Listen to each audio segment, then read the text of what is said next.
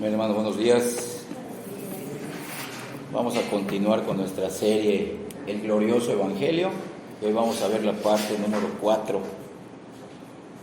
Y pues ojalá ya estén llevando la secuencia y el orden de estos 4 temas que hemos visto. Hoy domingo 14 de agosto del 2022, ya un poquito más de las 10 de la mañana.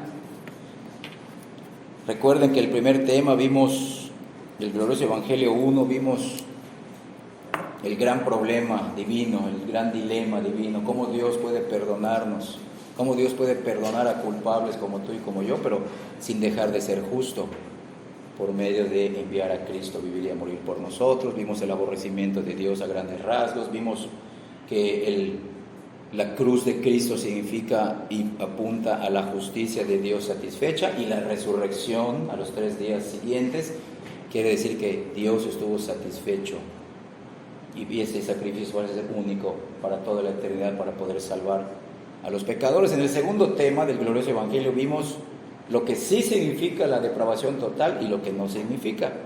La semana pasada vimos 2 aspectos del Evangelio: el Sermón del Monte, el camino angosto, la puerta estrecha que lleva a un camino angosto, y el árbol bueno que automáticamente, divinamente producirá frutos buenos. Para esta mañana vamos a hablar del tema de una obra soberana de Dios en la vida de los pecadores llamada la regeneración o el nuevo nacimiento. Esta es una enseñanza básica y fundamental del verdadero evangelio de nuestro Señor Jesucristo. No podemos pasar por alto esta enseñanza. Es tan importante como la doctrina o el acto divino que es la justificación. Cuando una persona es regenerada, es convertida, cree en Cristo, se arrepiente de sus pecados, es inmediatamente declarada, legalmente declarada por Dios como una persona justa. No naturalmente justa, sino legalmente justa por la justicia y la persona perfecta de Cristo. Esta es una enseñanza que vemos desde el Antiguo Testamento. Es decir, no fue algo nuevo que Jesucristo enseñó, sino fue algo que Él enseñó adecuadamente, pero que ya se había escrito y ya se había enseñado, repito, desde el Antiguo Testamento por los profetas al pueblo de Israel. Cristo solamente le dio la correcta enseñanza a las personas que lo escucharon durante su ministerio. Para eso vamos a uno de los pasajes más conocidos del Antiguo Testamento que hablan de la regeneración, Ezequiel capítulo 36. Vamos al libro del profeta Ezequiel capítulo 36, versículos del 22 al 27. Ese va a ser nuestro pasaje. Si quieres ponerle allá una marquita, porque vamos a estar regresando muchas veces a ese texto, con lo cual vamos a apoyarnos. Miren, dice así Ezequiel 36 del 22 al 17. Síganme por favor con la vista. Por tanto, di a la casa de Israel: así ha dicho Jehová el Señor, no lo hago por vosotros, oh casa de Israel, sino por causa de mi santo nombre, el cual profanasteis vosotros entre las naciones a donde habéis llegado. Y santificaré mi grande nombre, profanado entre las naciones. Miren, el cual profanasteis vosotros en medio de ellas. Y sabrán las naciones que yo soy Jehová, dice Jehová el Señor, cuando sea santificado en vosotros delante de sus ojos. Y yo os tomaré de las naciones, y os recogeré de todas las tierras, y os traeré a vuestro país. Esparciré sobre vosotros agua limpia, y seréis limpiados de todas vuestras inmundicias, y de todos vuestros ídolos os limpiaré. Os daré corazón nuevo, y pondré espíritu nuevo dentro de vosotros, y quitaré de vuestra carne el corazón de piedra, y os daré un corazón de carne. Y pondré dentro de vosotros mi espíritu, y haré que andéis en mis estatutos, y guardéis mis preceptos, y los pongáis por obra. ¿Me vieron? Este es un acto soberano de Dios. Es un acto soberano de Dios que Dios realiza en nuestras vidas, pero porque previamente nos predestinó para ser sus hijos, nos eligió para ser salvos. Y como vimos, ¿cuál es la cadena de la salvación? Porque nos conoció de antemano. El mayor acto de misericordia de Dios es que nos haya conocido o preconocido de antemano, pero en Cristo. Miren, ahora vamos a dividir nuestro sermón en 3 puntos. Vamos a empezar a discutir el primer punto, que es por causa de su santo nombre, que está esa frase está en el versículo 22. Véanlo. Vamos a volver a leer solamente el versículo 22 para hacer un comentario, y vamos a hacer este sermón expositivo, porque vamos a estar hablando solamente de los versículos señalados que acabamos de leer de Ezequiel 36 del 22 al 27. Solamente leo el versículo 22. Por tanto, di a la casa de Israel: así ha dicho Jehová el Señor. Miren, no lo hago por vosotros. Repito, no lo hago por vosotros, oh casa de Israel, sino, añado, lo hago por causa de mi santo nombre, nombre profanado por vosotros entre las naciones a donde habéis llegado. ¿Ya vieron? Por causa de su santo nombre, como ya escribimos en el pizarrón, es el primer punto de nuestros 3 puntos del tema, la regeneración. ¿Esto qué significa? Escuchen bien. Dios nos amó y Dios nos salvó, todos lo sabemos, está escrito en la Biblia, lo hemos experimentado, pero no por causa de nosotros. Escucha, no por causa de nosotros, sino por causa de Él. Es decir, Él lo hizo por el amor que tiene para su propio nombre en primer lugar. Él lo hizo para su gloria. No hay otra razón, debe de quedarnos claro a nosotros. Él es la causa de nuestra salvación. Nosotros somos los beneficiarios de esa salvación, pero Él es la causa de esa salvación. Él es la causa del amor que tiene hacia nosotros. No hay una causa en nosotros. ¿Por qué? Porque tú y yo, siendo pecadores, ¿sabes qué merecemos de Dios? Merecemos de Dios la condenación.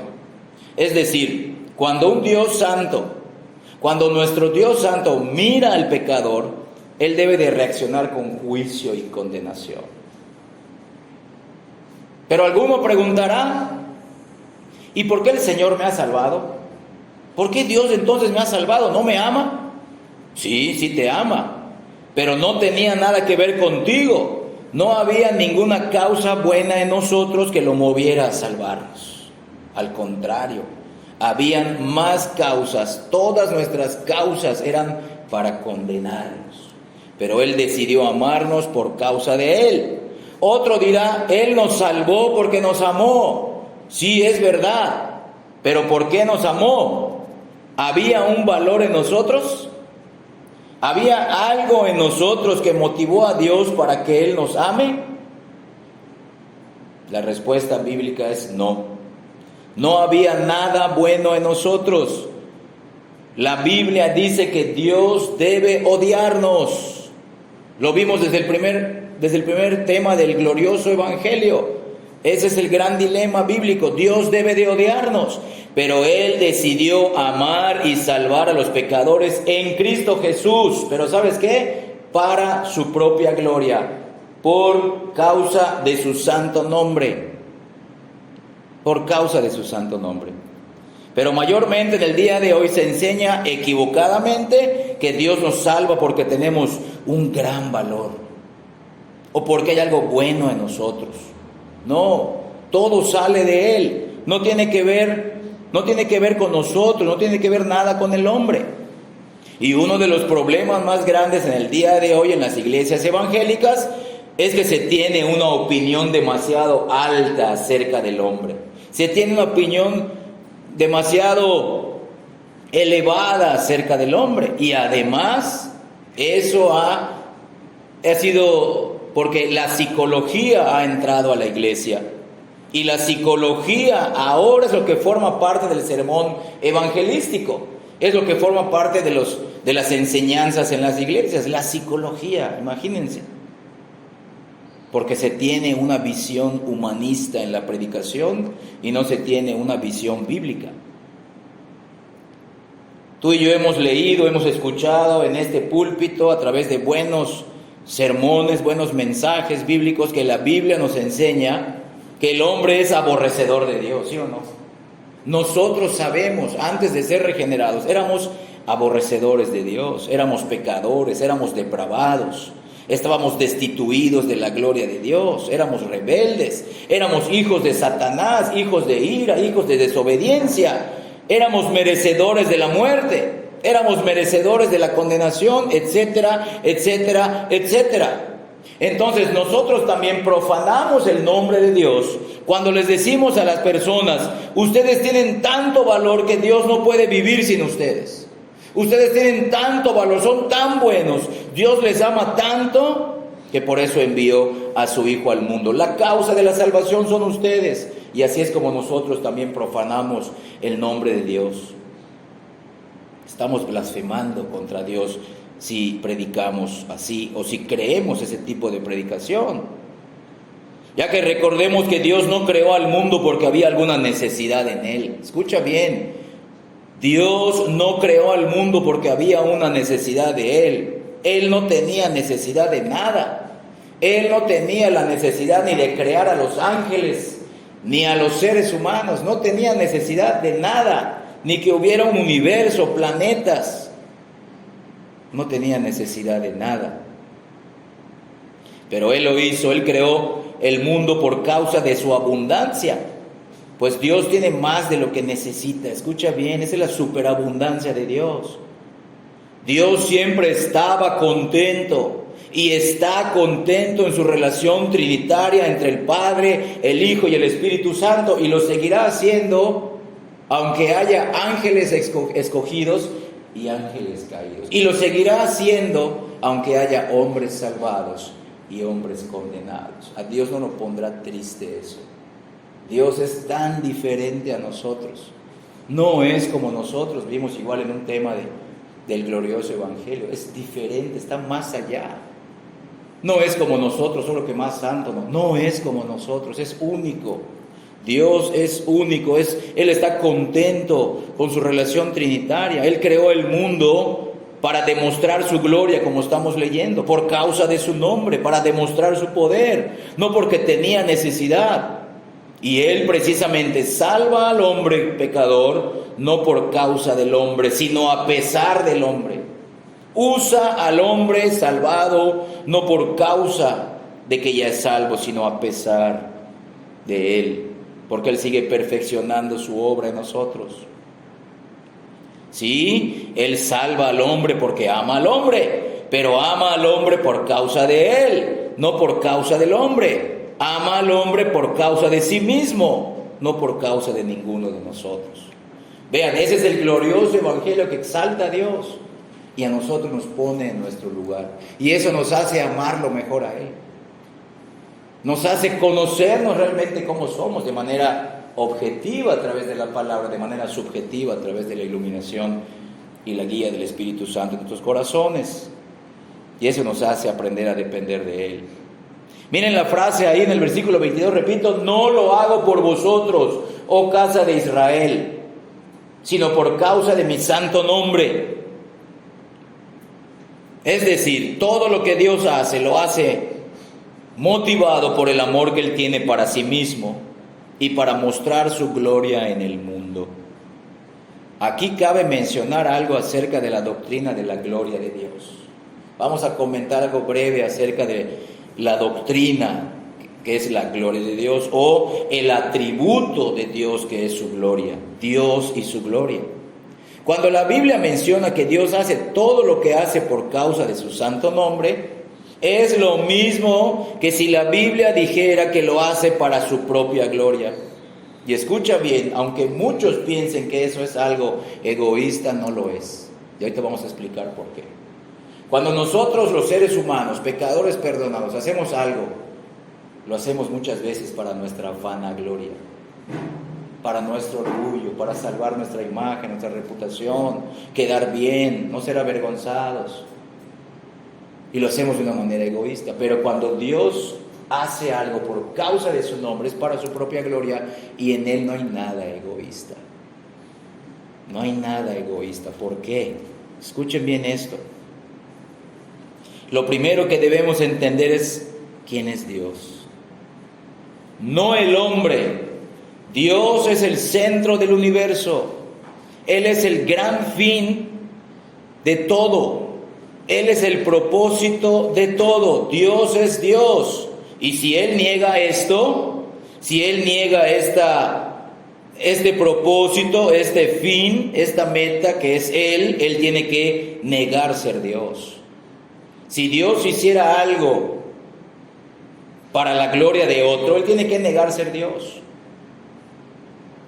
Dios es la persona más importante en el universo. Él es la persona más gloriosa, Él es la persona más hermosa, y todo lo que se hace debe hacerse para Él. Pregunto, ¿hay otro fin aparte de Dios? ¿Tú tienes otras metas aparte de Dios? ¿Podremos dar al universo otro fin mejor? ¿Habrá otro propósito mejor que Dios y su gloria? Definitivamente, por nuestra experiencia ahora como regenerados y por la Biblia, vemos que no. Todo es de Dios, todo es para Dios y todo es sostenido por Él. Él es el fin en todo.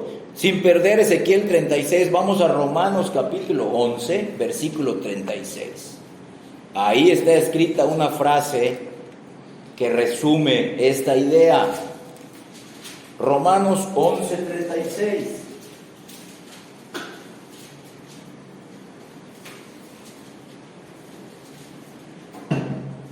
Miren qué dice.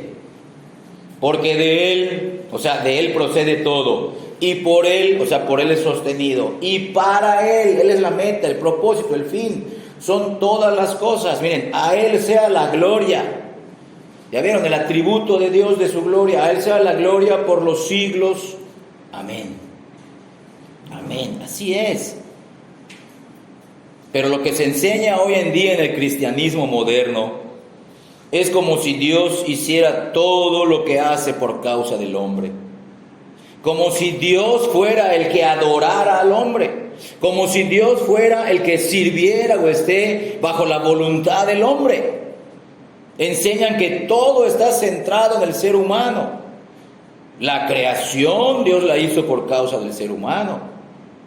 Todas las obras que Dios hace las hace por causa del ser humano. Dicen, la redención a través de Cristo la hizo Dios por causa del ser humano. Y en ese falso cristianismo todo gira alrededor del hombre. Pero no, el cristianismo verdadero, la verdadera religión nos enseña que todo gira alrededor de Dios.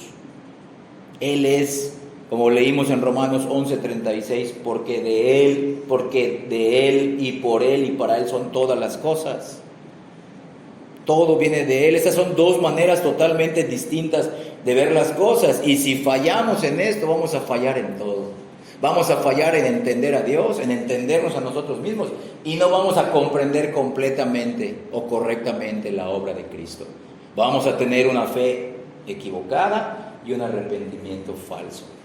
En consecuencia, no seremos salvos.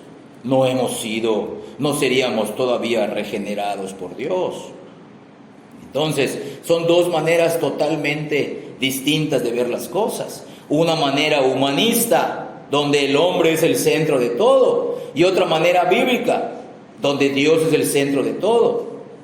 Pero ya vimos que Dios hace todo lo que hace para demostrar quién es Él. Cuando dice también por causa, regresamos a Ezequiel 36, 22, cuando dice por causa de mi santo nombre, es para su gloria, sí, pero también para demostrar quién es Él, para mostrarse a sí mismo en todos sus atributos. Entonces, si Dios quiere demostrar el más grande amor a sus criaturas caídas, ¿cómo puede hacerlo? ¿Te has hecho esa pregunta? ¿Cómo Dios puede demostrar, manifestar su mayor amor hacia criaturas caídas. ¿Cómo puede hacerlo? Por medio de dar el don más grande a su creación. ¿Y cuál es el don más grande o el regalo más grande de amor que Dios puede dar a los pecadores?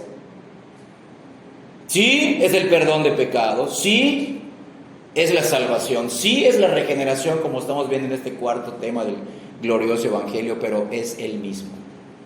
Él mismo es el don más grande, es el regalo más grande que puede dar hacia pecadores. Él mismo se manifiesta. Eso significa por causa de mi santo nombre. Eso significa que lo hace por causa de su gloria, para demostrar y manifestar a los pecadores quién es. Cristo mismo es la manifestación del mayor amor de Dios.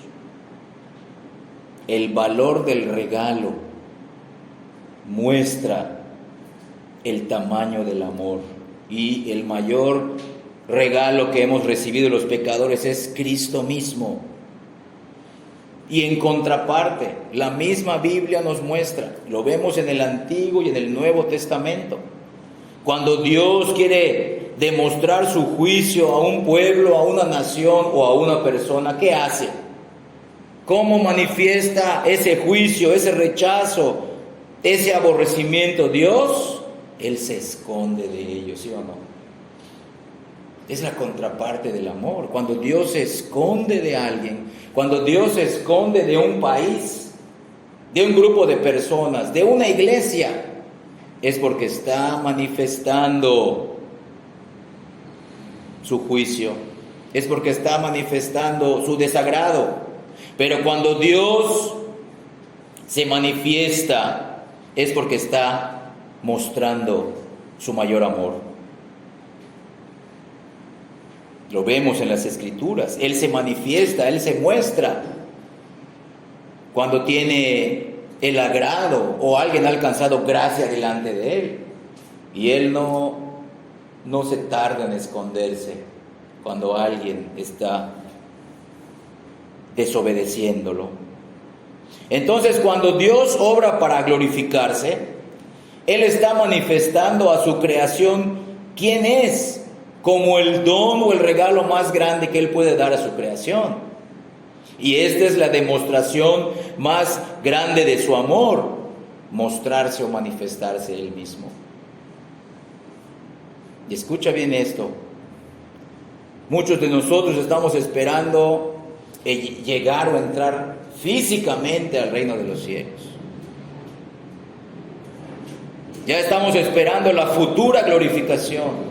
Quizá estamos esperando los cielos nuevos y la tierra nueva, pero nada de eso se compara con lo que Dios es. Ya que, como hemos dicho en otros estudios, el cielo es el cielo porque Dios está ahí. Si nosotros vamos a estar caminando todos los días allá en el reino de los cielos, en un lugar físico, en la eternidad nos podríamos aburrir de caer en la monotonía y hacer lo mismo. Aunque vivamos en el planeta más lindo, con los cielos tan bellos que no nos podemos imaginar, eso nos aburriría. Pero ¿sabes por qué serán cielos nuevos y tierra nueva? Porque Dios va a estar ahí. Lo vamos a conocer cara a cara. Lo que ahora estamos conociendo de Dios por la fe, ahí lo vamos a conocer cara a cara. Y el cielo será el cielo porque Dios está ahí. Y la tierra nueva será tierra nueva porque Dios está ahí. Nosotros no estaremos ahí como acá en este mundo caído. Sí, estamos viviendo por fe y pues no sé, a veces dudamos de la presencia de Dios. No, ahí será diferente. Ahí vamos a disfrutar esos lugares, pero porque Dios estará en una comunión perfecta con cada uno de los regenerados. Entonces, repito, cuando decimos que Dios hace todo lo que hace para su propia gloria, Él está a la vez demostrando su amor con su creación. Él hace todo lo que hace para su gloria y Él mismo es el regalo más grande que Él nos puede dar. Y esa es la demostración de quién es. Ahora, antes de pasar al segundo punto, yo quiero preguntar esto y que cada uno se responda en lo más profundo de su corazón, que le responda a Dios en su conciencia. ¿Cuál es tu deseo más grande? Ya hemos hablado brevemente de la gloria de Dios, lo que significa por causa de su nombre. Ya hemos mencionado brevemente lo que significa que Él es el regalo, el don más grande que nosotros hemos recibido. Que Él vino al mundo a vivir, a morir, a resucitar por los pecadores. Cristo mismo es Dios. Entonces, en respuesta te pregunto, ¿cuál es tu deseo más grande? ¿Tu deseo más grande es tener un gran ministerio? ¿Tu deseo más grande es tener un gran servicio a Dios, que todo el mundo te conozca y te vea? ¿Tu deseo más grande solamente es pertenecer a una iglesia y ya? ¿Tu deseo más grande es que Él te use poderosamente?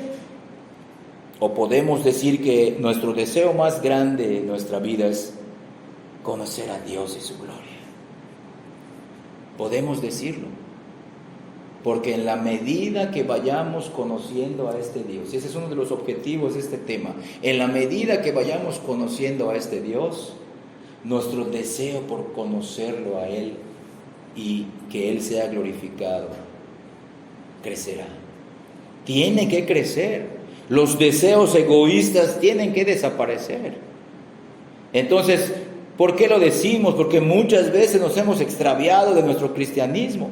Muchas veces nos salimos de, como mencionamos la semana pasada, nos salimos temporalmente del camino angosto. Ya que nuestra mayor meta, como creyentes verdaderos, debe de ser tener un mayor y creciente deseo de conocer a Dios. ¿Cómo? En una relación personal, íntima. Y crecer continuamente en ese conocimiento personal de Él, de sus atributos, de sus obras. ¿Quién es Él? ¿Cómo es Él? ¿Qué ha hecho por los pecadores? ¿Y qué puede seguir haciendo por ellos? Pero no conocerlo porque alguien te habló de Él, como le pasó a Job. De a oídas te había oído, sino que digamos como Job, pero ahora mis ojos te ven. Ya no son por los ojos de otro que me cuenta de ti, sino mis ojos espirituales te ven, te conocen. Tú eres el regalo más grande, todo lo haces para tu gloria. Y eso no es algo egoísta, sino que es lo mejor que le puede pasar a cualquier pecador. Conocer a Dios en una comunión personal por medio de Cristo y crecer continuamente en ese conocimiento de Él. Solo así podremos ser más útiles en el reino de Dios. Solo así podremos vencer y continuar en las luchas contra nuestro pecado. Solo así podremos continuar ante las caídas. Cuando estamos conociendo de verdad y de manera sincera a este Dios que nos ha salvado. Pero ahora pregunto, ¿cuánto tiempo estamos en las Escrituras solamente porque queremos conocer quién es este Dios? De verdad, hermanos, las Escrituras no solamente es para que se nos llene la cabeza de teología, no solamente es para eso. Las Escrituras no son solamente para ganar un debate bíblico, las Escrituras no son solamente para preparar sermones para los que son pastores y maestros. Las Escrituras tienen un objetivo más alto. Encima de todo eso, encima de tener un conocimiento adecuado, encima de entender nuestro glorioso Evangelio, es conocer a nuestro Dios. Conocer a nuestro Dios trino. Conocer mejor al Padre, al Hijo, al Espíritu Santo. Y en esa medida nos iremos conociendo más a nosotros.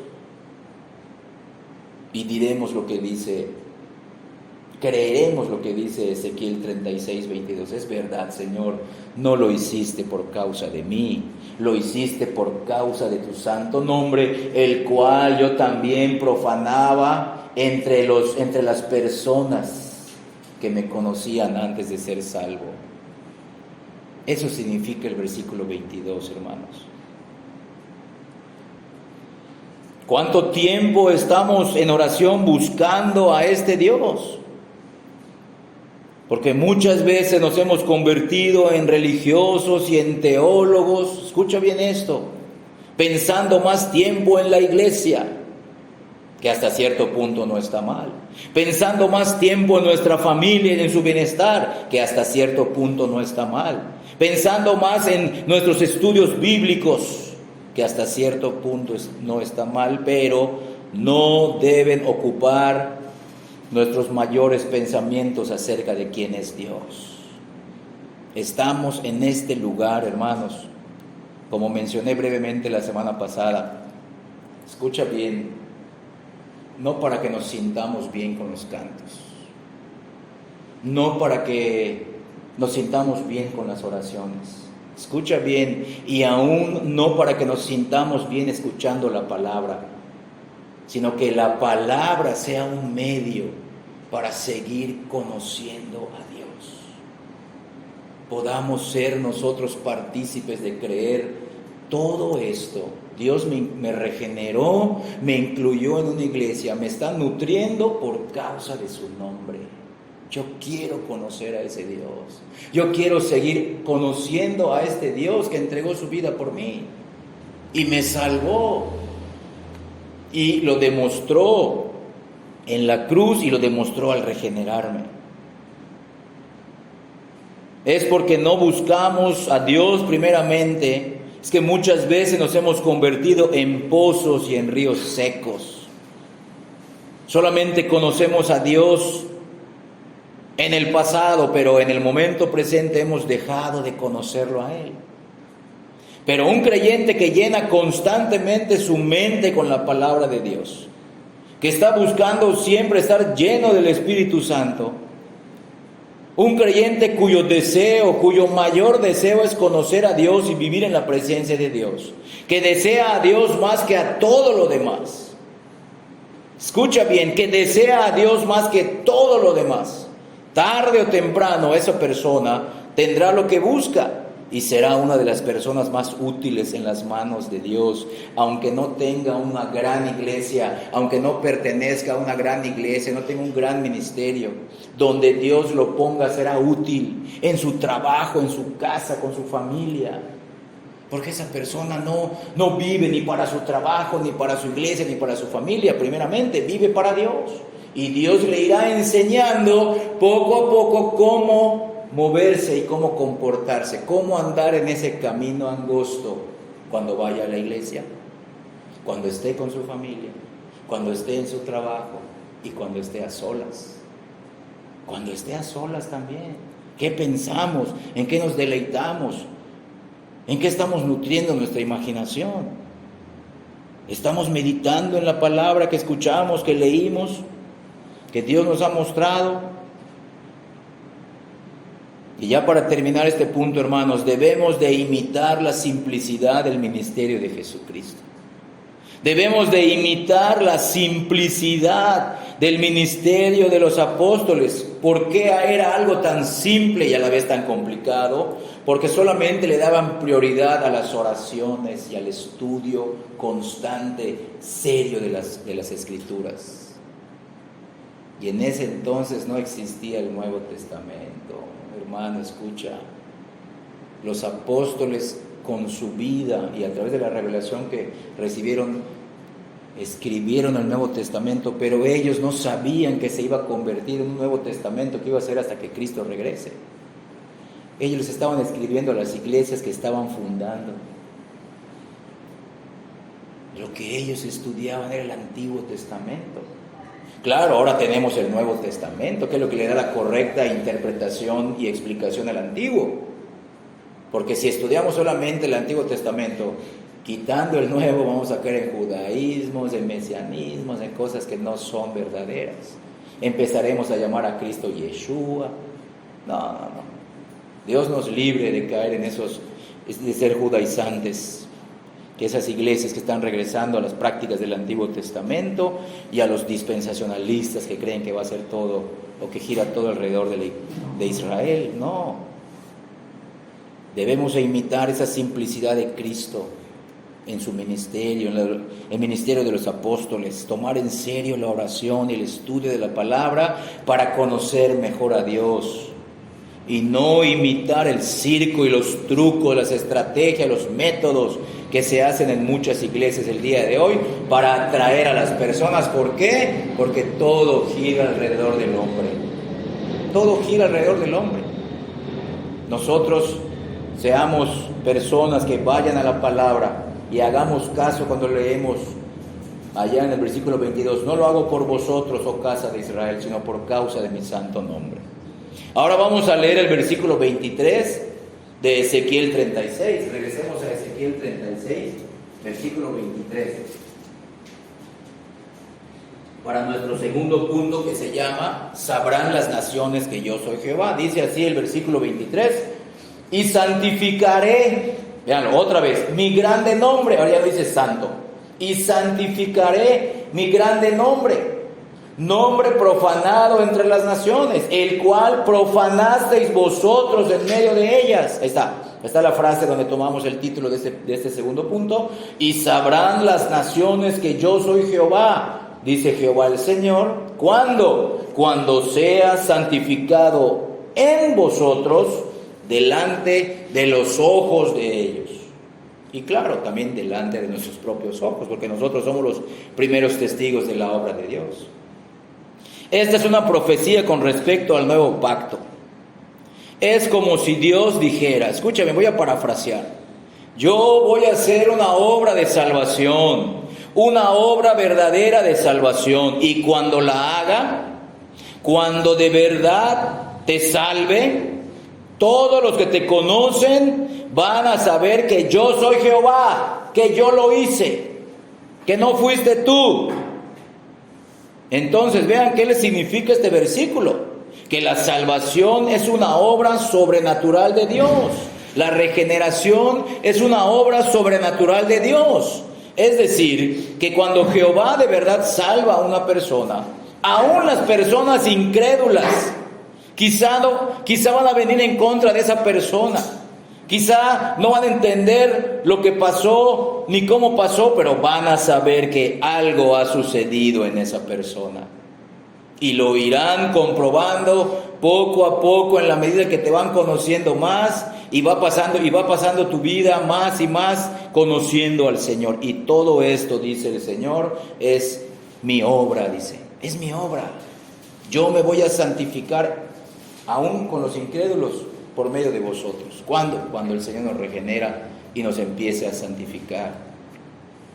Ese es el propósito de la salvación de los pecadores.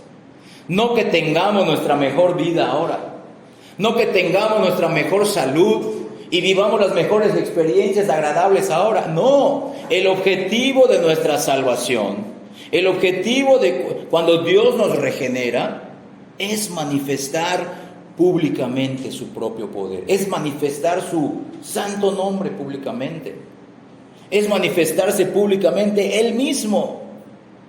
No es para que nosotros quedemos bien en primer lugar, no es para que nosotros seamos las personas que van a quedar siempre en una reputación alta, no, es por Él. Cuando las personas que te conocen y te conocieron antes de que seas cristiana digan, esta persona es diferente. Claro, no estamos buscando que nos reconozcan, no estamos buscando que nos aplaudan, pero tienen que ver algo del poder de Dios en nosotros. Tiene que suceder así. Aquí lo dice: yo santificaré, dice Dios, dice Jehová, mi grande nombre que antes fue profanado entre las naciones, el cual profanasteis vosotros en medio de ellas.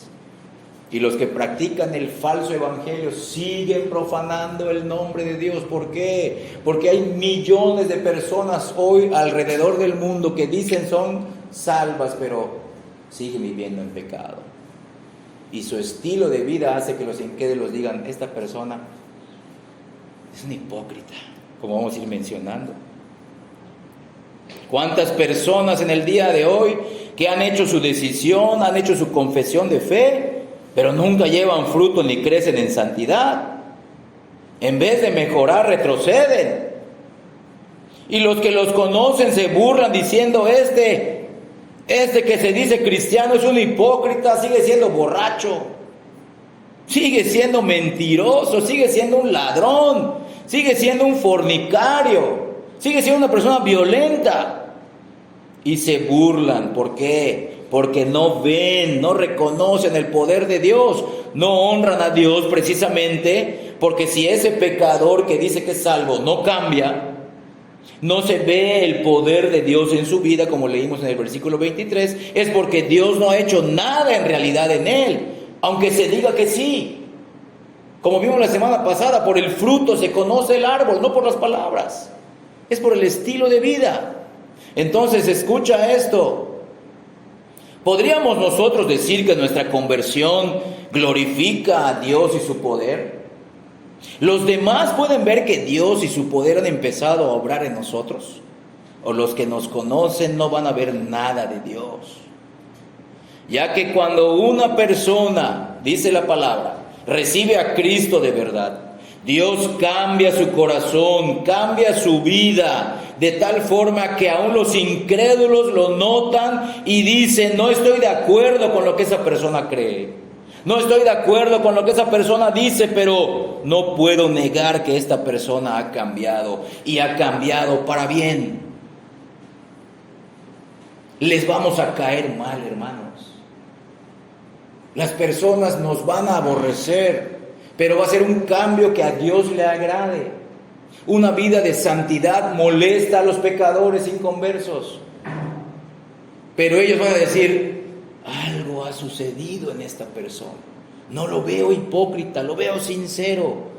Se podrán oponer, quizás no nos escuchen ni quieran ser evangelizados por nosotros, pero no podrán negar que Dios ha hecho algo en nosotros. Dios va a santificar su nombre, dice, en vosotros, delante de sus ojos. Véanlo, hermanos, la palabra lo dice.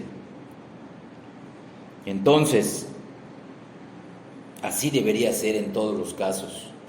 En todos los casos de aquellos que nos hemos identificado con Cristo. Pero cuando no es así, cuando no se nota el cambio, el poder de Dios en nuestras vidas, el nombre de Dios es blasfemado, es profanado entre los incrédulos por causa de los falsos conversos.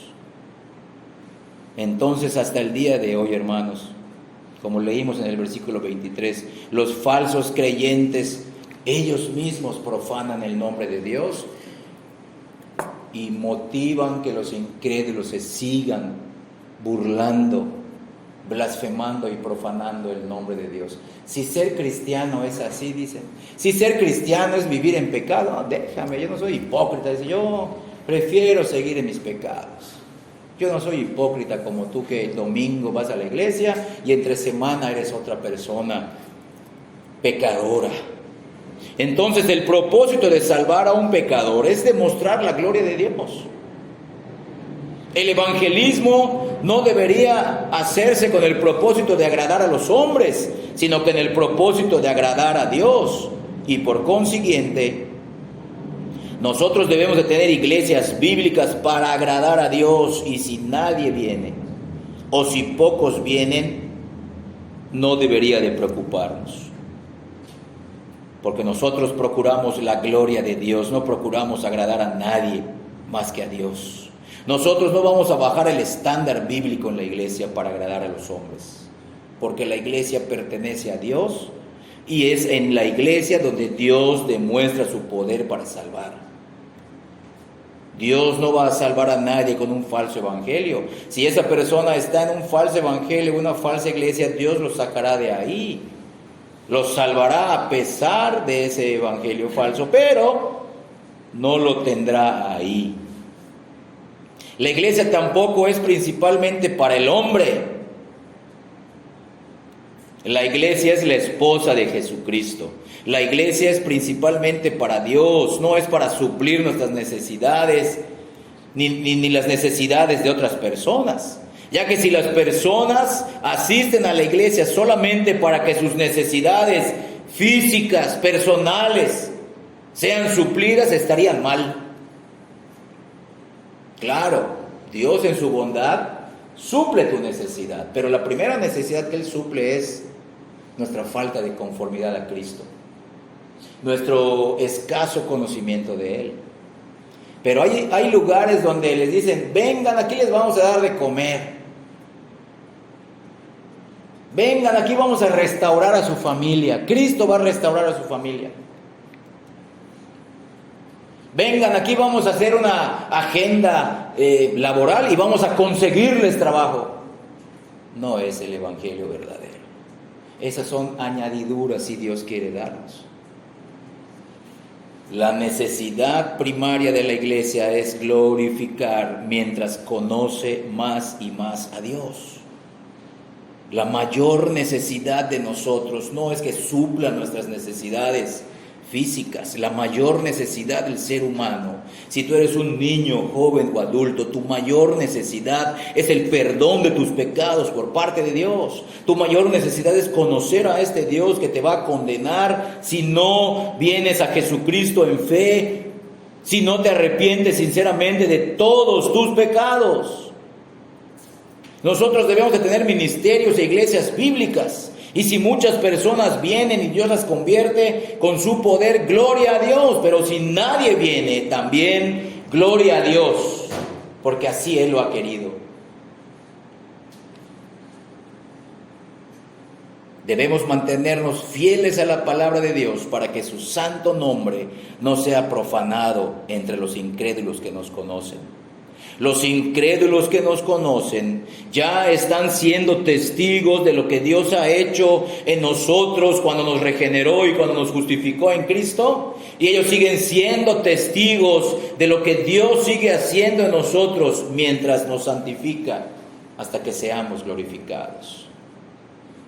Los que mejor nos conocen son los que viven con nosotros en nuestra casa. Los que son esposos lo saben, los que tienen hijos lo saben. Y si tú tienes a tu cónyuge o algún hijo inconverso o a tus hijos inconversos, Dios permite que ellos o glorifiquen el nombre de Dios por tu vida o profanen y blasfemen el nombre de Dios con tu mala vida. Y no solamente la familia, nuestro trabajo, ¿qué ven en nosotros? Nuestra familia extendida, ¿qué ven en nosotros? Nuestros vecinos, ¿qué ven? Nuestros hermanos en la iglesia, ¿qué ven en nosotros? ¿Glorifican a Dios por nuestra vida? ¿O dicen, no me convence el testimonio de este hermano? No me convence el testimonio de esta hermana. No me convence no porque a mí me agrade, sino porque no se alinea, no se adapta, no vemos evidencias bíblicas de una salvación verdadera. Por lo menos las evidencias básicas de una salvación verdadera. Entonces, hermanos, no bajemos los estándares bíblicos del Evangelio. No convirtamos a la iglesia en un teatro, en un lugar de entretenimiento social. No convirtamos la iglesia en un circo como han hecho otras falsas iglesias. Prediquemos la palabra. Y si menos personas vienen, no importa. Sigamos discipulándonos unos a otros. Oremos unos por otros. Intercedamos unos por otros. Que Dios nos enseñe a aprender a vivir en amor entre nosotros. Pero que no incluyamos a nuestro evangelio todo aquello que profane o blasfeme el nombre de Dios, aún por los incrédulos. Dios va a santificar su grande nombre y dice, y todos sabrán por medio de tu salvación que yo soy Jehová. Aunque no los salve a ellos, ellos lo sabrán. Sabrán que algo ha pasado, no podrán negarlo. Porque estarán viendo el poder de Dios día a día moviéndose en su vida. Y Él dice, santificará, será santificado por medio de nosotros, aún a los ojos de los incrédulos. Pasemos a nuestro tercer punto, que son más versículos. Que esa es la obra, la descripción de lo que pasa espiritual e internamente en nosotros. No es algo que ocurre físicamente, pero sí es una cirugía, porque Dios es el cardiólogo divino, es una cirugía de corazón. No añade un corazón de carne junto al corazón de piedra, no, quita uno y pone el otro. Tenemos un solo corazón regenerado, un corazón nuevo, pero que aún en nosotros no sabemos cómo explicarlo más que lo que nos dice la palabra, aún mora en nosotros el pecado.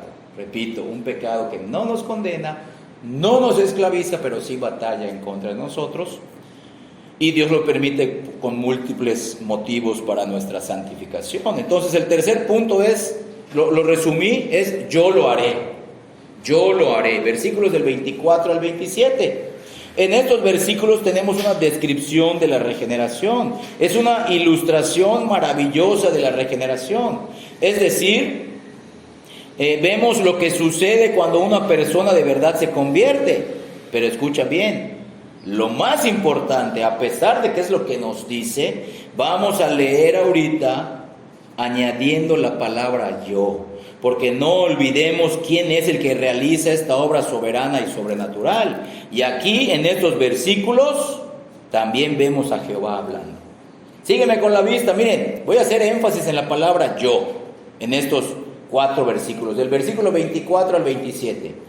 Y yo os tomaré de las naciones, y yo os recogeré de todas las tierras, y yo os traeré a vuestro país, y yo esparciré sobre vosotros agua limpia, y seréis limpiados de todas vuestras inmundicias, y de todos vuestros ídolos yo os limpiaré. Yo os daré corazón nuevo, y yo pondré espíritu nuevo dentro de vosotros, y yo quitaré de vuestra carne el corazón de piedra, y yo daré un corazón de carne, y yo pondré dentro de vosotros mi espíritu, y yo haré que andéis en mis estatutos, y guardéis mis preceptos, y los pongáis por obra. Véanlo. ¿Por qué el Señor repite? No está escrito, pero está implícito. Yo lo haré, yo lo haré. No habrá dudas ni en ti, dice, y no habrá dudas ni en los incrédulos que te conocen, empezando con los del seno de tu hogar. ¿Alguien de nosotros podrá resistirse al poder de Dios? ¿Aún Satanás podrá resistirse al poder de Dios? No. El mundo se opondrá para nulificar la obra de Dios, nuestro pecado. No, cuando Dios dijo, vive, nosotros nos levantamos como Lázaro. Cuando Dios dijo, sea la luz en nosotros, fue cuando nos levantamos de los muertos. Entonces, según estos versículos del 24 al 27, ¿quién hace la obra? Jehová mismo. Jehová estampa su firma. Jehová escribe esto. Él no está diciendo, bueno, es que hay tantas cosas que yo quiero hacer en tu vida, pero no puedo porque tú no me lo permites. Porque el diablo no te quiere soltar, porque el mundo es tan fuerte que el mundo no me lo permite. No, pero escucha bien, ese es el Dios falso de muchos evangélicos. Presentan a Dios como alguien que siempre está frustrado, siempre quiere hacer algo, pero termina pues cediendo a la voluntad del hombre. Pero nosotros creemos en un Dios soberano, escrito desde el Antiguo Testamento. En estos versículos no vemos que Dios dice, voy a intentar darte un nuevo corazón, voy a intentar cambiarte. No dice, voy a tratar de hacerlo. Tengo buena intención y a lo mejor te suceda. No, Él dice, voy a hacerlo en cada uno de mis elegidos. Cada elegido lo sabrá por la palabra y por su propia experiencia. Y aún los inconversos lo sabrán. Yo lo voy a hacer. Es mi obra. Son mis elegidos. Pertenecen a mí.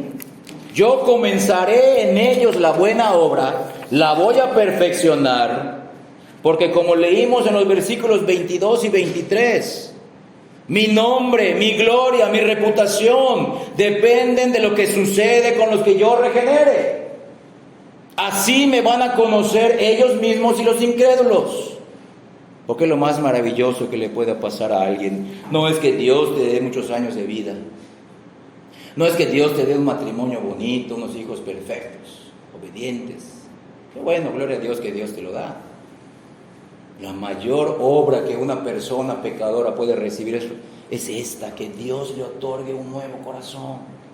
¿Para qué? ¿Para que siga viviendo como siempre ha querido? No, para conocer a Dios. Como vamos a ver ahorita, vamos a ir subdividiendo estos 4 versículos. Dios hace esta obra. Su nombre y su gloria están de por medio. Él no va a fracasar como muchos predican a un Dios falso ahí que dio la posibilidad para que los hombres se salven, pero depende de ellos si acuden o no. Dios ya hizo su 50%, pues depende del hombre hacer su 50%. El hombre tiene que dar el primer paso, Dios da el siguiente paso y ahí se unen en medio. No es así el Evangelio, hermanos. Dios salva de principio a fin, no nos necesita. Es por causa de su nombre, como vimos en el primer punto, por causa de su santo nombre. Pero ¿cuántas personas dicen, si es convertido ese, simplemente él no permite que Jehová obre en su vida?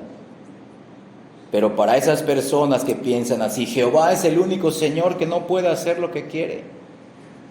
Otros dicen, yo he visto a tantas personas recibir a Cristo, pero no hacen lo que Él quiere, no hacen lo que Dios quiere. Pues nosotros le respondemos a esas personas, quizá ni han recibido a Cristo. Porque si una persona vive sin hacer la voluntad de Dios, quizá ni ha recibido a Cristo, aunque diga que sí. Ahora miren cómo dice otra vez, regresamos solamente al versículo 24. Y yo os tomaré, miren, yo os tomaré de las naciones. Yo te tomaré de tu ciudad y te recogeré de tu tierra y te traeré y os traeré a vuestro país. Nos pondrá en un rebaño, nos pondrá en su reino por la regeneración y nos pondrá en una iglesia por el bautismo. Cuando Dios salva a una persona, Él hace una obra de separación. Véanlo, hermanos, versículo 24. Él separa a los suyos, es decir, Él separa a los creyentes del mundo, del estilo de vida del mundo. No es que los saque y los lleve a vivir en una nube o a una cueva o al centro, en el mar, allá donde... No, viviendo donde estamos, en nuestro propio contexto, pero de nuestro corazón, de nuestros anhelos y deseos y sueños, saca el mundo. Y lo vamos a ver en los siguientes versículos. Él hace, pero esto es una realidad, Él separa a los creyentes del mundo. Y esta es una de las evidencias más grandes de una persona convertida. Es que comienza, desde que Dios lo regenera, comienza a separarse cada vez más y más de los afanes y de todo lo que el mundo propone y cómo el mundo gira. Todos los anhelos, los sueños, las metas del mundo empiezan a perder interés por las personas que Dios regenera. Entonces te pregunto, cuando Dios te salvó, ¿empezó a hacer en ese momento una obra de separación? Las cosas mundanas que estabas haciendo, poco a poco comenzaste a alejarte de ellas, porque según el Antiguo Testamento, según este versículo, es lo que sucede en la vida de un creyente verdadero. Y si esto no sucede gradualmente, esta persona no es creyente verdadera. Porque Dios dice en este versículo 24, cuando yo salvo a una persona, voy a separar a esa persona del mundo y la voy a traer a donde yo quiero. Por eso, ¿Dios ha hecho una obra de separación en tu vida? ¿O todavía estás haciendo las mismas cosas como los mundanos? Tus mayores anhelos son las cosas del mundo. ¿Se nota que Dios está obrando en tu vida? ¿Y cómo lo podemos saber? Hay muchas maneras, esta es una de ellas. Si intentas volver al mundo, ¿Dios te disciplina? Porque si Dios te disciplina, también es una característica de que Dios te está separando. Pero si intentas volver al mundo y Dios te deja ir, eso sería un peligro para esa persona que se va al mundo, regresa al mundo, deja las cosas de Cristo y se va al mundo, eso significaría que no es hijo de Dios, porque Dios al que ama disciplina y azota a todo el que recibe por hijo, como vimos la semana pasada. Ya que cuando Dios de verdad salva a una persona, Él separa a esa persona del mundo, de las cosas mundanas. Esto se llama la obra de santificación, y la santificación es la evidencia más contundente de la justificación. Si una persona ha creído en Cristo y se ha arrepentido de sus pecados, es declarada justa en el trono de Dios. Pero ¿cómo podemos saber que una persona ha creído verdaderamente en Cristo y se ha arrepentido de sus pecados si no vive una vida santa? Pero vean, Dios no solamente nos separa del mundo, como leímos en el versículo 24. Él nos separa para Él. Ahí dice, y os traeré a vuestro país. Él nos separa para Él. Si una persona simplemente se separa del mundo, esa persona solamente está manifestando que es un legalista orgulloso. Pero los creyentes somos separados del mundo para unirnos en comunión con Él por medio de Cristo. Pero el legalista se separa del mundo para hacer alarde. Y escucha bien, el legalista es el que busca ser más santo, pero porque así cree que va a llegar a ser salvo. Y nosotros no nos separamos del mundo nada más porque queremos tener una vida moral ante los hombres. Nos separamos del mundo, pero para tener más comunión con Él, estar más en la iglesia, estar más en la oración, más en los estudios, conocer de verdad a nuestro Dios que nos ha salvado. Muchas personas dejan externamente muchos pecados, quieren ir al cielo, quieren evitar el infierno, pero no se separan del mundo para Dios. ¿Cómo es su pasión para con Dios? Buscan a Dios, desean a Dios, hablan de Dios. No vemos que Dios sea el mayor deseo de su corazón, solamente su reputación, solamente su imagen, solamente que hablen de ellas. Pero vean,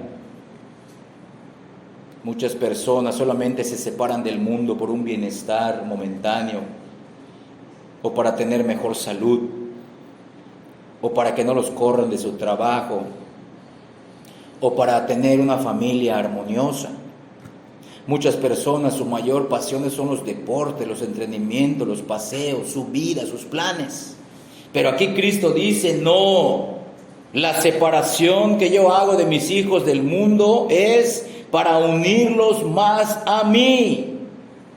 Los sacaré de lo que ellos pensaban que era vida, los recogeré de las tierras de manera espiritual, y ahí mismo donde viven, en su mismo contexto familiar, laboral, eclesial, yo pondré nuevos anhelos por las cosas celestiales, por conocerme a mí, dice el Señor. Yo los traeré al país. ¿Qué significa? El reino de los cielos en la iglesia local. No vivirán una vida individualista, una vida solitaria en el cristianismo. Se someterán a una iglesia, estarán bajo la autoridad de una iglesia bíblica, y ahí aprenderán a conocer y amar mejor a Dios. Ahora vean el versículo 25. Esparciré sobre vosotros agua limpia, véanlo, o sea, derramaré sobre vosotros agua limpia, y aquí está el propósito, para que sean limpiados de todas vuestras inmundicias, y de todos vuestros ídolos os limpiaré. Véanlo, aquí no solamente está hablando de la posición de los creyentes ante Dios, sino también de la realidad de limpieza en nuestras vidas, en las vidas de ellos, y purificación, pero de manera constante. El Señor lo va a hacer cuando nos regenera. Ya somos santos de manera posicional, de manera legal, pero empieza el proceso de santificación, donde Él continuamente, por medio de la palabra, por medio de la oración, de la comunión con los hermanos, por medio de escuchar una buena prédica en internet, leer un buen libro de doctrina y del evangelio verdadero, Él poco a poco nos irá limpiando de nuestras inmundicias e irá derribando gradualmente, pero poderosamente, nuestros ídolos falsos. Y el mayor de todos es el yo, es nuestra personalidad. Tu mayor problema no es tu esposa, tu mayor problema no es tu jefe, tu mayor problema no es tu iglesia, tu mayor problema y mi mayor problema es nuestro yo, el ego. Y Dios nos irá limpiando con su palabra, con su Espíritu Santo. Pondrá un mayor arrepentimiento en nosotros. Nos mostrará áreas de nuestro carácter, nuestro comportamiento que no vemos a simple vista. Quizá otros sí, o quizá hasta ni ellos ven. Pero Él nos irá limpiando constantemente. Es una en esta obra de separación que leímos en el versículo 24, Dios poco a poco irá limpiándonos de nuestras inmundicias e irá destruyendo los ídolos en nuestras vidas. Y escucha bien, eso durará toda nuestra vida. Dios no lo hace de golpe. Podría hacerlo de golpe, podría hacerlo de la noche a la mañana si quisiera, como nos regeneró de la noche a la mañana, pero esto lo hará gradualmente, en la medida que vayamos conociéndolo, en la medida que vayamos creciendo en la comunión con Él. Y escucha bien, en este proceso, para nuestro Señor, nuestra salud no es tan importante. Él muchas veces utilizará las enfermedades para este propósito. Utilizará las pérdidas para este propósito. Muchas veces, no en todos los casos. Utilizará el dolor, el sufrimiento, la muerte física quizá. Pero si somos creyentes no vamos a padecer la muerte eterna. Quizá experimentaremos la muerte física, pero no la muerte eterna, porque estamos unidos a Cristo. Dios utilizará muchas cosas. No solamente esto, muchos lo leen, ¡ay, qué bonito! Sí, es algo precioso. Pero el proceso es lo que no nos gusta. Porque cuando salimos de una prueba, ¿cómo salimos renovados? Cuando salimos de un momento de quebrantamiento, estamos allá en el proceso y Señor, no, ya estoy dudando hasta de tu amor. Pero cuando termina esa prueba, tenías toda la razón, perdóname Señor. Y Dios te está limpiando de tus inmundicias. Nos está limpiando y está destruyendo nuestros ídolos que nosotros ni nos damos cuenta que están ahí. Para nuestro Señor, repito, nuestra salud no es tan importante, nuestra santidad es más importante. Y si tiene que enfermarnos para que seamos más santos, Él lo hará. Vemos todo lo que Él tiene que hacer para conformarnos a la imagen de Cristo, para que estemos más cerca de Él. Es decir, si una persona de verdad se convierte, el Señor va a empezar a obrar en su vida para santificarla y limpiarla. El Señor no va a esperar que pasen 30 años de que lo regeneró. Y voy a esperar 30 años para empezar a limpiarlo. No, en el momento que nos regenera, Él gradualmente nos empieza a limpiar. Nos empieza a santificar año tras año, obrando santificación en nosotros, año tras año, destruyendo los ídolos en nuestra vida. Y como creyentes verdaderos, si ya tenemos algunos años en el Evangelio verdadero, podremos decir, es verdad Señor, esto ya lo empezaste a hacer en mí. No me ha gustado muchas veces, no lo esperaba, ni te lo pedí, pero ahí estás comprobando y estás confirmando, estás perfeccionando la obra que empezaste en mí el día que me regeneraste. Ya que muchos piensan erróneamente, muchos, hasta el día de hoy piensan erróneamente. El Señor salva a una persona y no hace nada en ella hasta que esa persona muere y se va al cielo. En el cielo la transforma y la cambia a la imagen de Cristo, no. Esto que leemos aquí lo hace el Señor en este mundo caído con los que regenera. Porque cuando recibimos a Cristo, la obra de santificación apenas empieza. Y esa será una realidad para cada creyente. Hermanos, nosotros podemos verlo en nuestras propias vidas. Podemos nosotros ver una obra de santificación, de separación. Podemos ver que el Señor nos está limpiando y está derribando y mostrándonos los ídolos que teníamos dentro de nosotros, ídolos ocultos. Puedes ver la disciplina del Señor, puedes ver al Señor constantemente obrando en tu vida para limpiarte de tus inmundicias y puedes ver destruyendo tus ídolos en tu corazón. Si no es así, hermano, sería peligroso para nosotros si no viéramos eso, si ya llevamos unos buenos años en el Evangelio, ya que esa es la obra de Dios. Dice: yo esparciré, estaré derramando sobre vosotros, será de arriba para abajo, es algo completo, agua limpia y seréis limpiados de todas vuestras inmundicias y de todos vuestros ídolos os limpiaré. No será algo a medias. Es una obra de Dios en cada cristiano, en cada creyente verdadero. Ellos serán testigos de una mayor santidad en sus propias vidas, de una mayor conformidad a Cristo en su propio carácter, no de manera perfecta, pero sí de manera gradual y constante. Escucha bien, y si Dios lo dijo, si Dios permitió que esto se escribiera desde el Antiguo Testamento, Él lo va a hacer. Es como si Dios dijera: yo voy a hacer una obra, yo voy a lavarte constantemente y serás limpio, porque es mi obra. Dios nos llama tal como somos, sucios, llenos de inmundicias, pero no nos dejará así. Tú que eres papá, cuando tus hijos eran pequeños y les decías, tú creías: bueno, ya puede bañarse, ve a bañarte. 5 años, 6 años, anda a bañarte. Y entras al baño para supervisar y ves que solamente se lava y sale y el niño cree que ya está limpio. Pero tú lo ves y ves la mancha de tierra en todos lados. ¿Qué haces? Tú lo bañas y no lo vas a sacar de la regadera hasta que ¿qué? Hasta que quede limpio. ¿Sí o no? El niño piensa que ya está limpio. Se bañó como pudo, como supo. Pero tú ves, no, este todavía está sucio de su cabecita, todavía le falta lavarse sus orejas, falta lavarse sus codos, su espalda que no ve.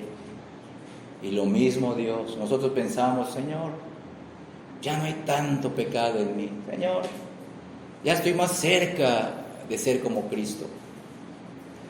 Cuando Dios nos lava, Él nos lava completamente y lo hace de adentro hacia afuera. Él lo hará. Dios nos llama, sí, tal como somos pecadores, pero una vez regenerados no nos dejará haciendo lo mismo y no nos dejará creyendo y pensando lo mismo. Versículo 26 ahora. Os daré corazón nuevo y pondré espíritu nuevo dentro de vosotros y quitaré de vuestra carne el corazón de piedra. Y os daré un corazón de carne. Nosotros ya hemos entendido y creído en esta iglesia que todos los seres humanos nacen con un corazón de piedra. El corazón de piedra no se lo dan los papás, no se lo dan la sociedad. El corazón de piedra no llega así porque sí. El hombre desde la caída en el Edén ya nace con un corazón de piedra. Es decir, cuando un bebé nace, porque el corazón de piedra no es que se hizo de piedra cuando fue creciendo, no, nace desde que una persona es concebida en el vientre materno. Y cuando un bebé nace en este mundo, nace depravado, ya con un corazón de piedra.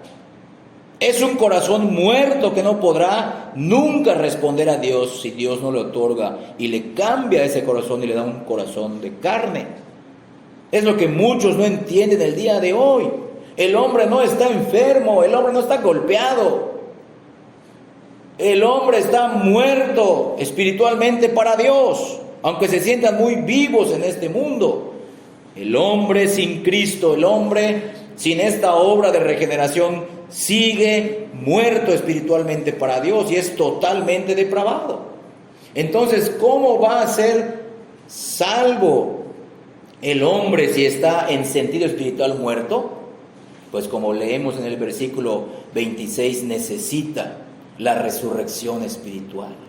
Necesita la obra de regeneración, la cual es una obra soberana del Espíritu Santo. Muchos predicadores y muchos creyentes en el día de hoy No se dan cuenta que los pecadores están muertos en su interior. Y a veces solamente los queremos moralizar.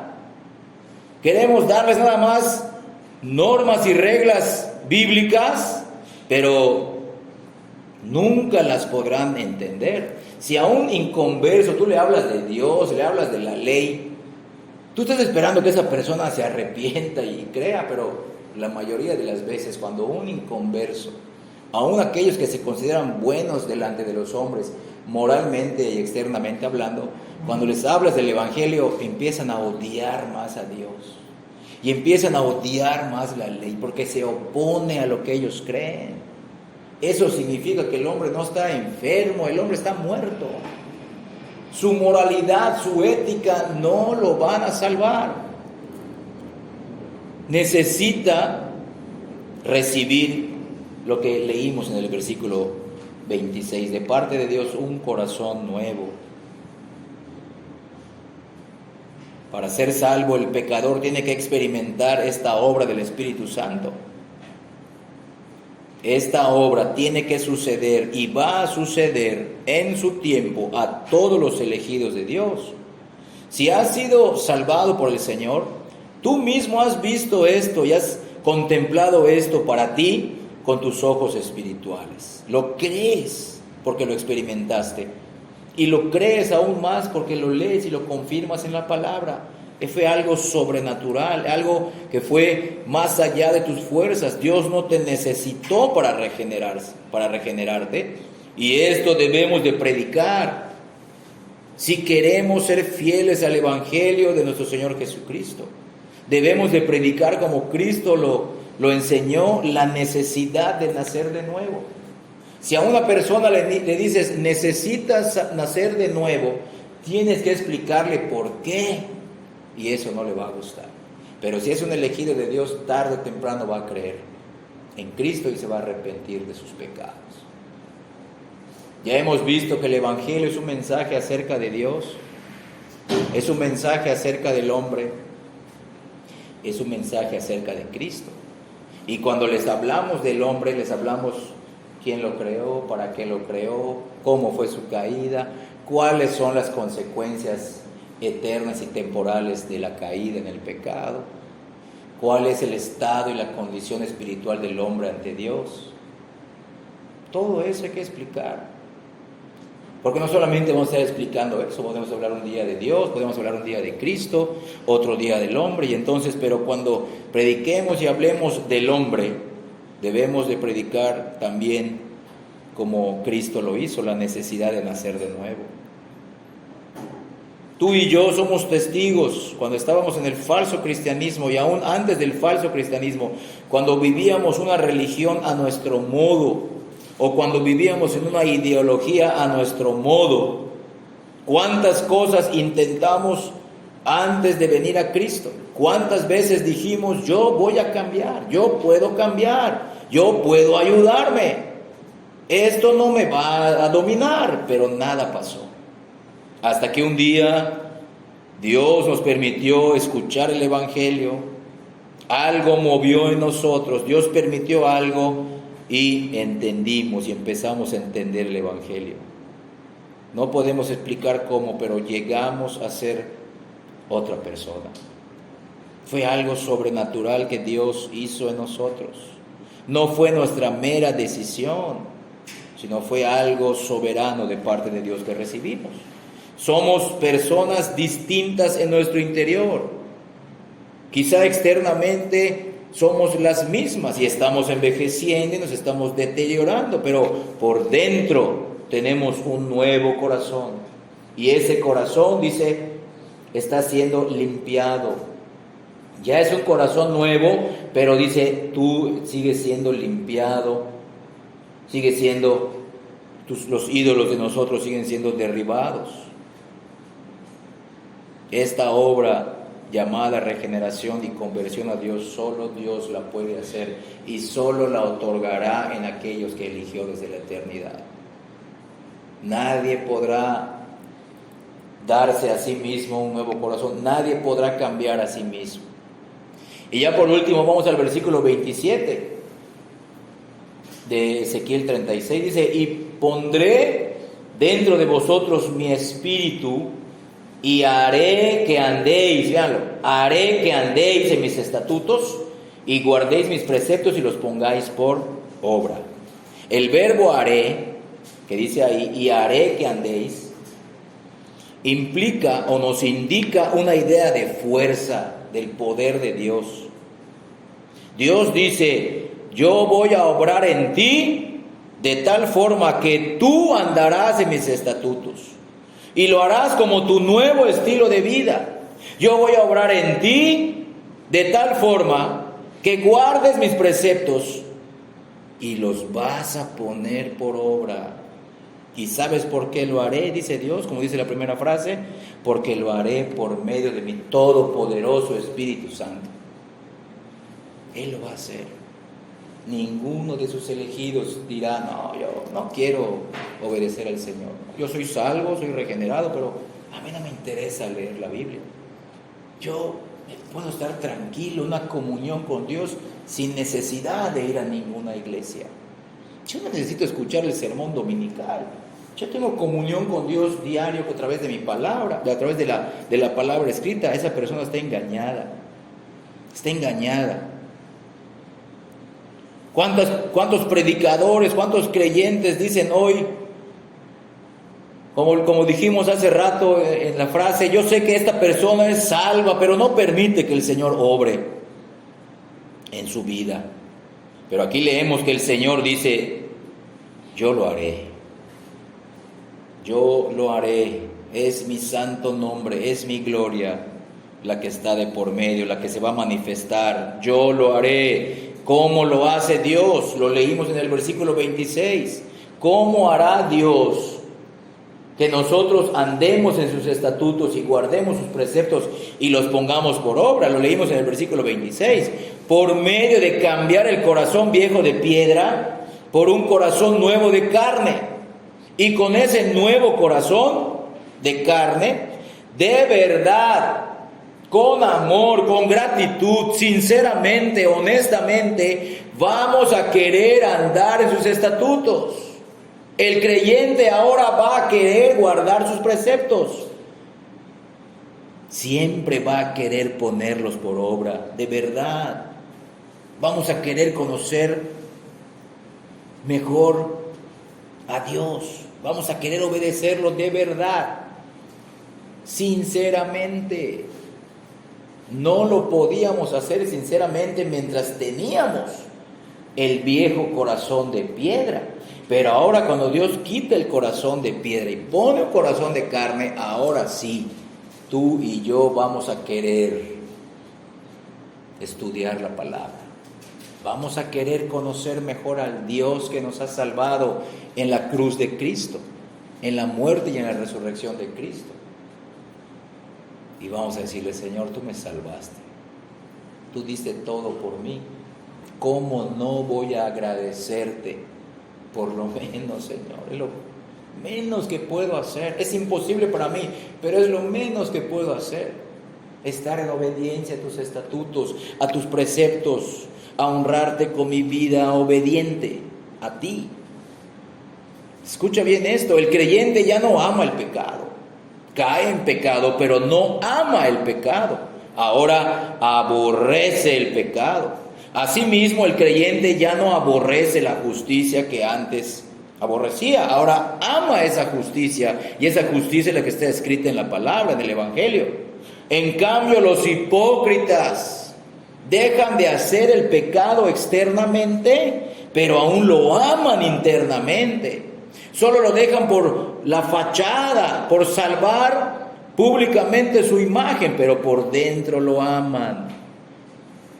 Y también los hipócritas solo podrían hacer externamente la justicia, pero realmente la aborrecen internamente. Si por ellos fuera, no la harían.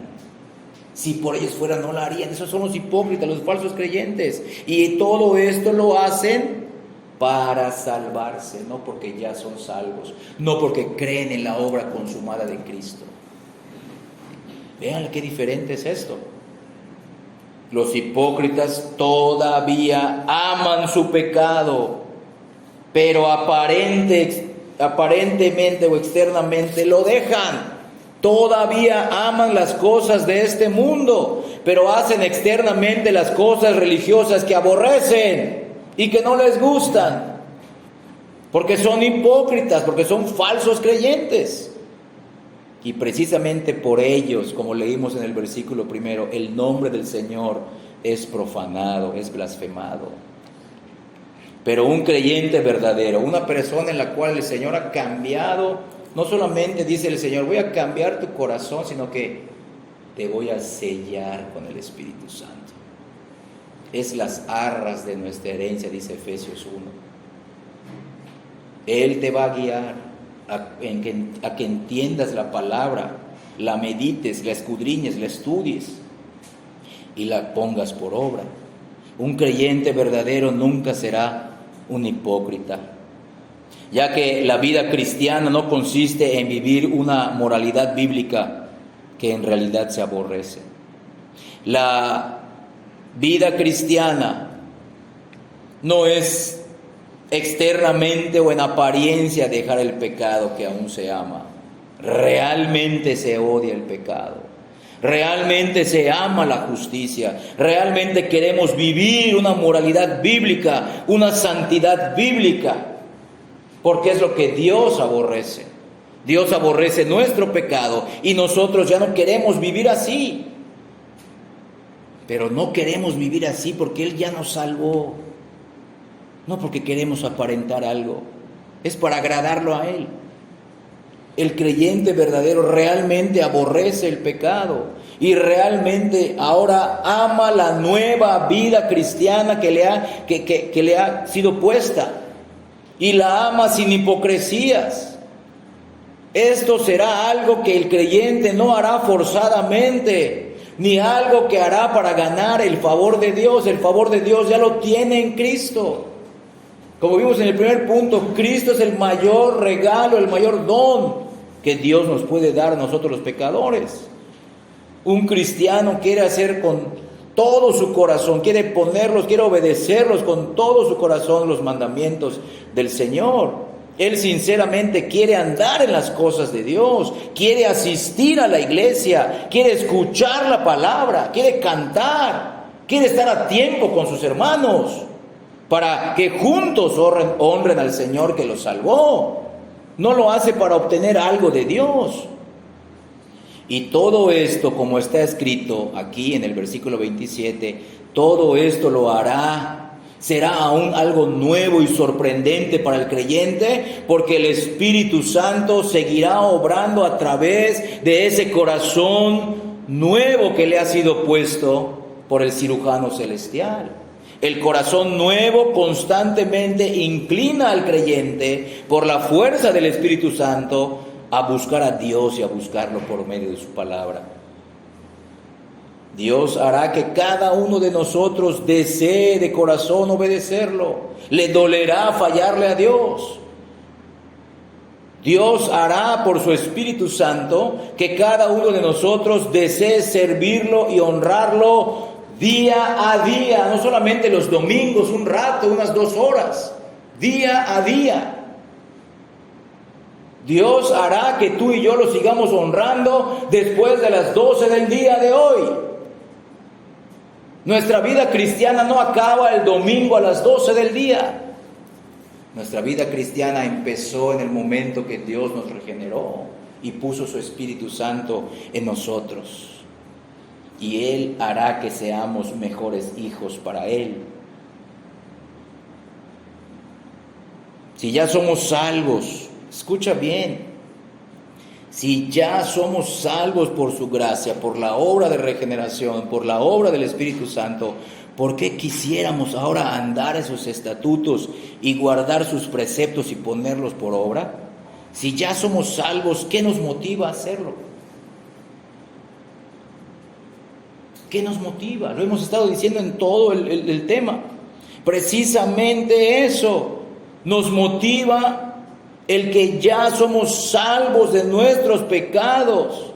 Ya somos salvos, no necesitamos obedecer estos preceptos ni guardarlos, ni guardar sus estatutos para ser salvos. Ya somos salvos de todos nuestros pecados, pasados, presentes, futuros, por medio de la persona y de la obra de nuestro Señor Jesucristo. Precisamente porque el amor de Cristo manifestado en la cruz nos constriñe, como leemos en la palabra. Nos motiva, significa esa palabra constriñe. Nos convence a hacerlo. En la medida que meditamos en este evangelio, conocemos mejor a esta persona, eso nos motiva a hacerlo. Y esa es una obra sobrenatural en nosotros.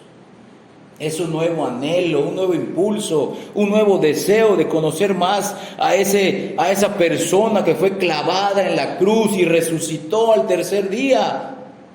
Y ahora es Rey de Reyes y Señor de Señores, como cantamos hace rato, nuestro invicto y glorioso Señor. Y si Cristo vivió y murió para salvarnos del pecado, ahora nosotros queremos vivir y morir para Él. Ya no queremos seguir viviendo para nosotros mismos. Eso sería el ídolo mayor, como mencioné hace rato, nuestro ego, el yo. Sino que ahora queremos seguir aprendiendo para vivir para aquel que murió y resucitó por nosotros, como está escrito igual en la palabra en Romanos 5. Porque Dios mostró su amor para con nosotros en que siendo aún pecadores, aún siendo así, Cristo murió por nosotros y murió bajo la santa y perfecta ira de Dios que justamente merecíamos tú y yo por ser tan pecadores y tan aborrecedores de Dios. ¿Necesitas un mayor motivo? ¿Necesitas que Dios haga algo más para andar en sus preceptos, en sus estatutos, guardar sus preceptos y ponerlos por obra? Necesitamos otra manifestación del amor de Dios, porque esa es la mayor manifestación del amor de Dios. No habrá otra. Cristo en la cruz muriendo, Cristo en la cruz 3 días después resucitando, es la mayor manifestación del amor de Dios, y eso nos debe de motivar a buscar a Dios y conocerlo por medio de su palabra, orar, buscarlo en comunión íntima. Tú verdaderamente ahora deseas y procuras andar en los estatutos de Dios.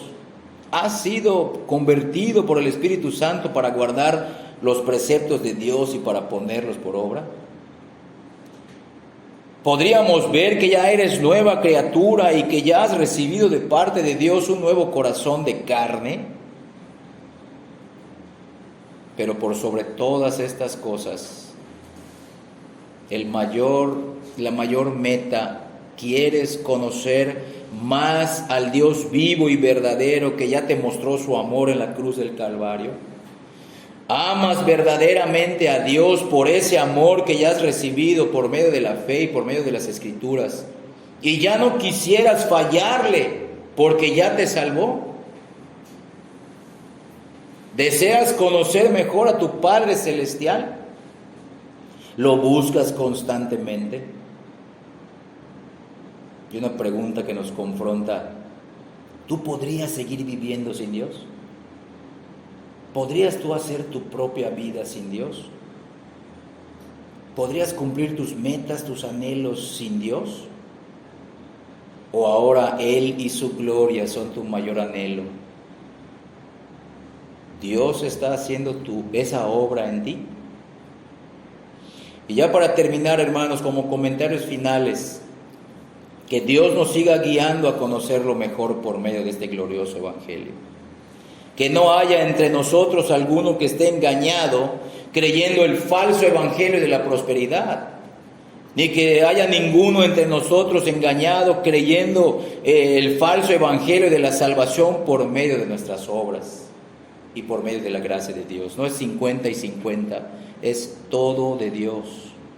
Que lo que aprendimos hoy en Ezequiel 36, del 22 al 27, no se quede en teoría, no se quede como una doctrina que ya sé, ya entendí mejor la doctrina de la regeneración. Podríamos que pudiéramos hasta enseñársela a otros que no la conocen. No, sino que lo que aprendimos hoy sea una realidad, sea una evidencia de vida que glorifiquen al Señor que nos salvó. Porque la regeneración, si la hemos recibido, se notará en nosotros. ¿Por qué? Porque es una obra soberana de Dios. Y Dios se mostrará a través de nosotros y muchas veces a pesar de nosotros, si ya hemos sido regenerados. Que Dios nos ayude, que el entender esto, recibirlo y experimentarlo día a día, nos permitan amar mejor y más a Dios, conocerlo mejor, confiar más en Él y descansar más en la obra consumada de nuestro Señor Jesucristo en la cruz. Cristo murió por nosotros, hermanos. Eso es lo que nos motiva. Cristo murió por nosotros. Ya lo hizo, el amor ya se desplegó. Y que este infinito amor de Dios encienda, avive nuestros corazones nuevos para vivir para Cristo. Que su amor hacia nosotros en esa cruz nos motive a amarlo más. Ya solamente exclamamos esto: bendito amor en la cruz del Calvario. Bendito Dios y Padre que nos eligió y salvó en Cristo. Bendito el Hijo quien se entregó hasta la muerte por nosotros los pecadores. Bendito Espíritu Santo quien nos regeneró y quien nos santifica día a día y quien nos da entendimiento día a día de la palabra escrita. Bendito este glorioso Evangelio que es el poder de Dios para la salvación de los perdidos. Que Dios bendiga a su iglesia, que Dios nos bendiga hoy a través de la promulgación de este glorioso y bendito Evangelio, por cual el mismo Jesucristo dio su vida. Y este glorioso Evangelio por el cual Dios sigue diciendo: mi nombre está de por medio. Que Dios nos bendiga, hermanos. Vamos a darle lugar a Renan para que pase al frente y hagamos la oración final.